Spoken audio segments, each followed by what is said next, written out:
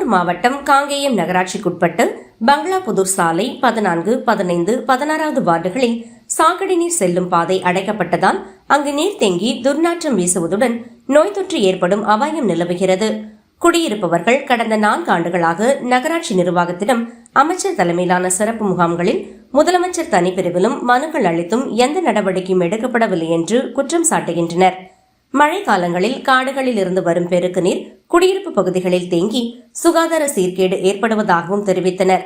மேலும் 16வது வார்டு கவுன்சிலராகவும் நகராட்சி துணைத் தலைவராகவும் உள்ள கமலவேணியிடம் பலமுறை புகார் அளித்தும் நடவடிக்கை இல்லை எனவும் பகுதியைச் சேர்ந்த திமுக நகர செயலாளர் வசந்தம் சேமலையப்பனும் அமைதியாக இருப்பதாகவும் மக்கள் குற்றம் சாட்டினர்.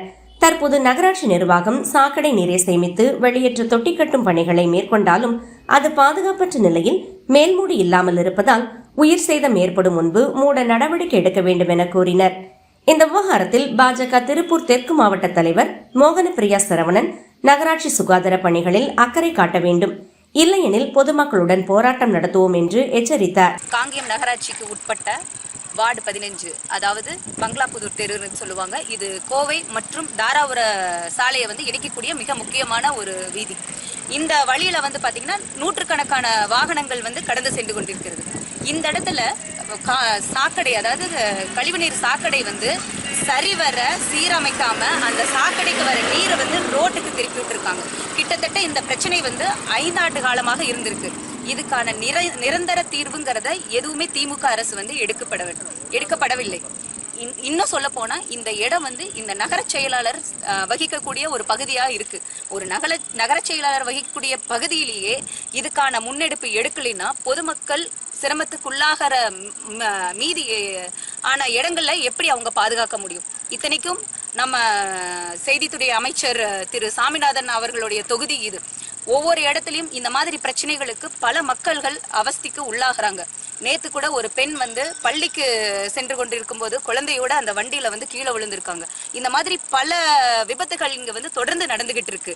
இதற்கான நிரந்தர தீர்வு உடனடியா வேண்டும். நிரந்தர தீர்வு கொடுக்கறதுக்கு கொஞ்சம் காலதாமதம் ஆகும் நிலைமை ஏற்பட்டா தற்காலிக தீர்வாவது உடனடியாக எடுக்கணும். ஏன்னா இங்க வண்டி 4 சக்கர வண்டியா இருக்கட்டும், 2 சக்கர வண்டியா இருக்கட்டும் கடக்கிறதுக்கு ரொம்ப சிரமப்படுறாங்க. இங்க மக்கள் அதிக அளவுல நடமாடும் பகுதியா இருக்கிறங்காட்டி உடனடியான தீர்வு இப்ப எடுக்கணும்.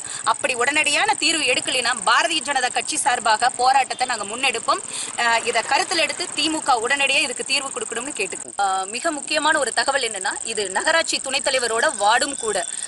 இந்த கழிவு நீர் சுத்தி வெளியே போறனால இங்க சுகாதாரம் சீரழிவு ஏற்படுது.